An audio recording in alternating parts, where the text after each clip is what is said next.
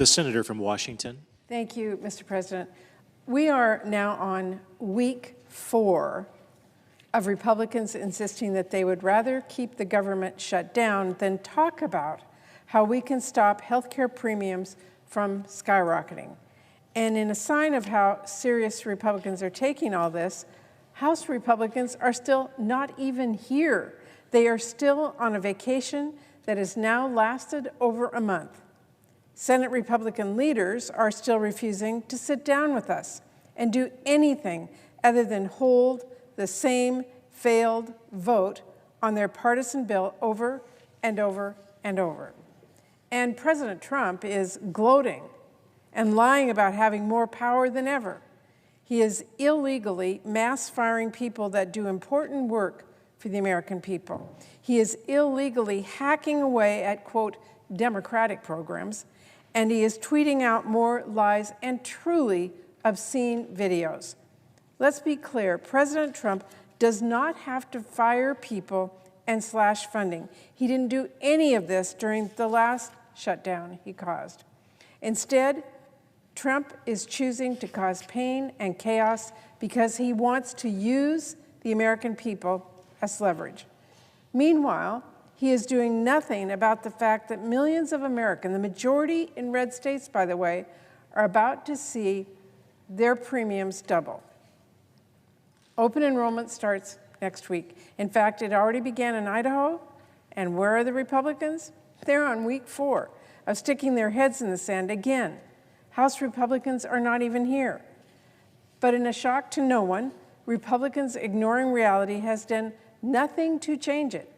And that became even more obvious today, as the health plan window shopping started in my home state of Washington, and it is going on in many other states as well, which means that right now, today, families are logging on and looking for plans for 2026 and seeing the full costs of Republicans in action.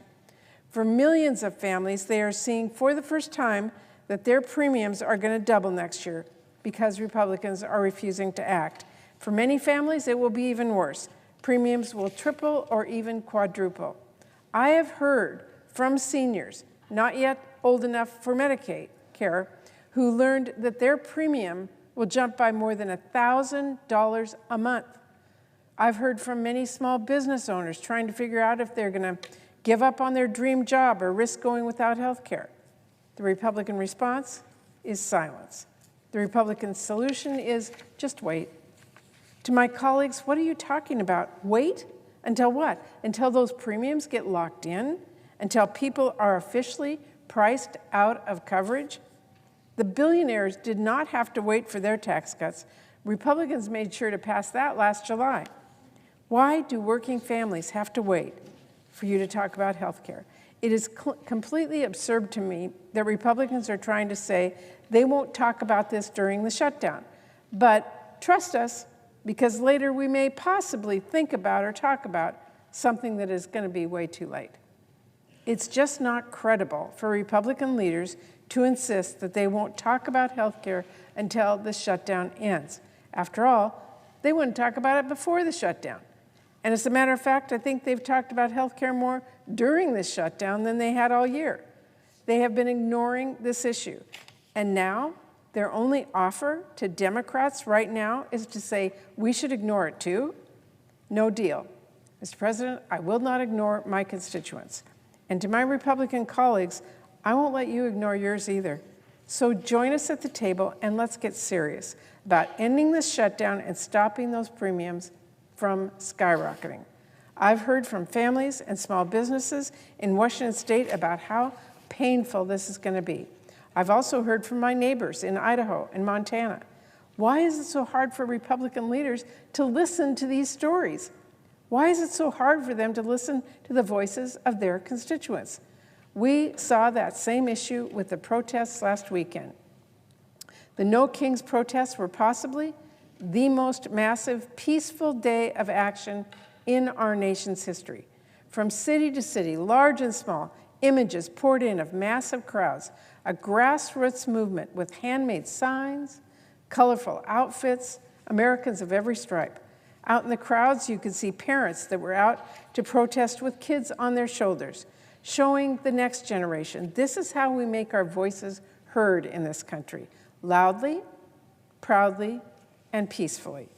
You could see seniors out marching, determined to stand up for the rights they have cherished for decades and stop this country from becoming something they no longer recognize. And you could see young adults getting together with their friends, getting involved, and exercising their birthright as an American to have a say in the future of this country.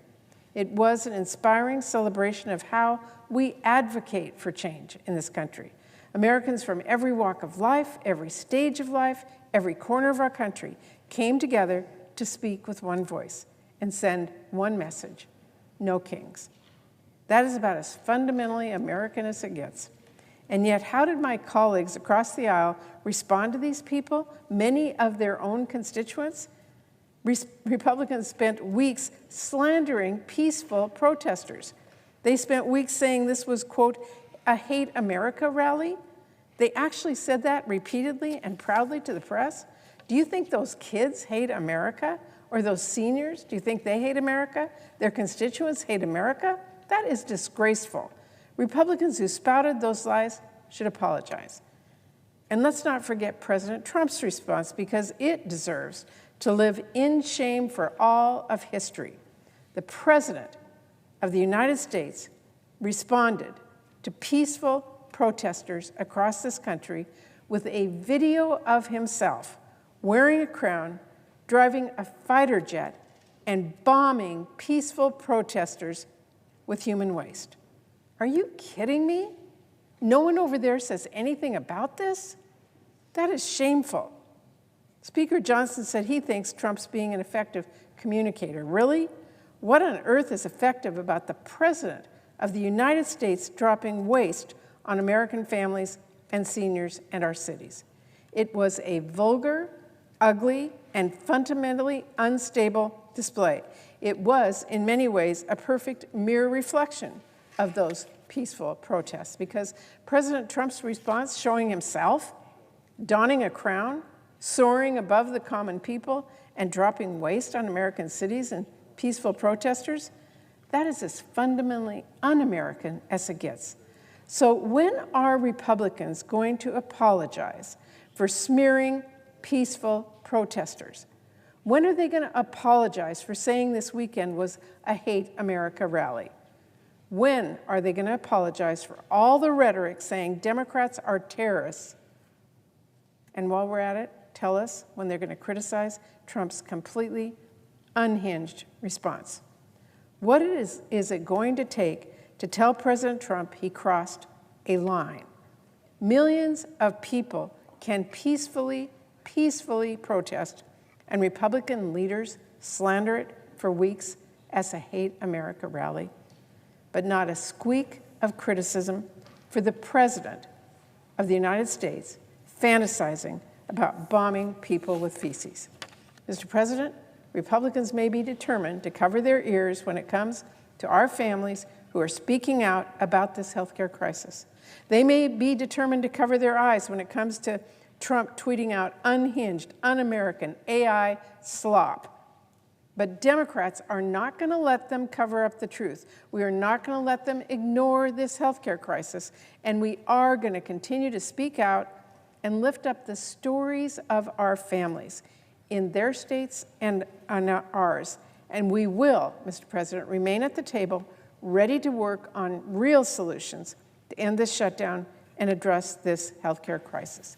Thank you, Mr. President. I yield the floor.